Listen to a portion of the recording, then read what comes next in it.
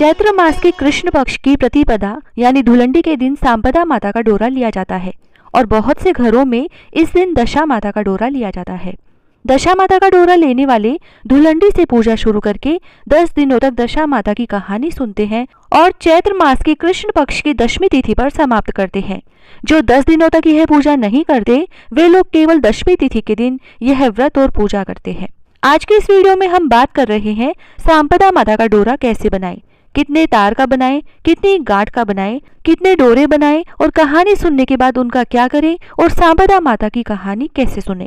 इसके लिए पहले हम जान लेते हैं कि कितने डोरे बनाए जाते हैं। घर में जितनी भी महिलाएं होती हैं उनके सभी के 16-16 तार के डोरे बनाए जाते हैं। इसके अलावा एक दशा माता का 10 तार का डोरा जरूर बनाएं। 2 तागड़ी बनाई जाती है और आपके घर में जितनी भी कंवारी लड़कियां हैं उनके लिए 8 तार का सूरज जी का या रविवार का डोरा बनाया जाता है।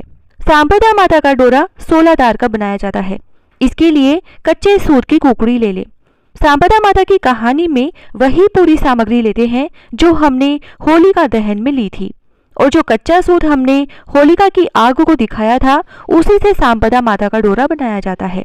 इस सूत से 16 तार लपेटे। हम इसे इस तरह 8 बार लपेटेंगे तो दोनों तरफ के तार मिलाकर 16 तार हो जाएंगे। इसे इतना बड़ा रखें कि इस पर 16 गांठ लगा सके और फिर एक दशा माता का 10 तार का डोरा बनाकर उस पर 10 गांठ लगाएं। इसके बाद 2 तागड़ी बनाएं। तागड़ी बनाने के लिए 8 तार का डोरा बना ले, फिर उस पर इस तरह से बल देकर डबल कर ले। अब इसके बाद में कंवारी लड़कियों के लिए 8 तार का सूरज जी का डोरा बनाएं। इस पर कुछ लोग 8 गांठें भी लगाते हैं लेकिन हमारे यहाँ गांठ नहीं लगाई जाती है, तो जैसा भी आपके यहाँ होता है वैसा करें। कंवारी लड़कियों के डोरे को रोली में रंगा जाता है। बाकी के डोरे जो भी आपने बनाए वे सभी डोरे हल्दी की गांठ घिसकर, जो हल्दी हमने होली की पूजा में रखी थी उसमें रंगे जाते हैं।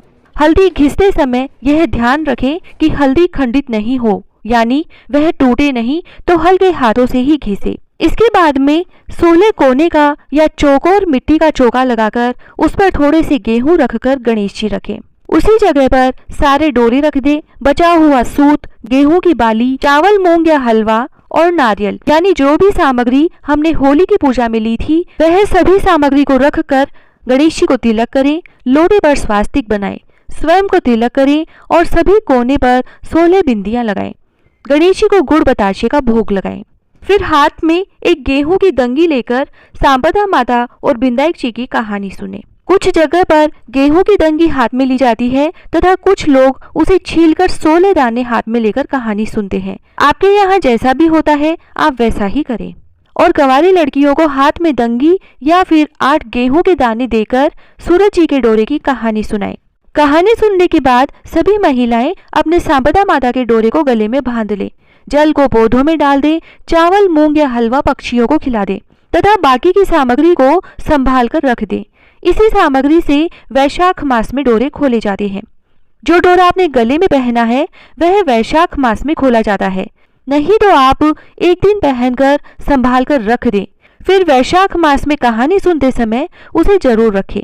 वैशाख मास में डोरे कैसे खोले जाते हैं इसकी विधि भी आपको हमारे आने वाले वीडियो में मिलती रहेगी। सांपदा माता की कृपा आप सब पर बनी रहे। जय श्री राधे।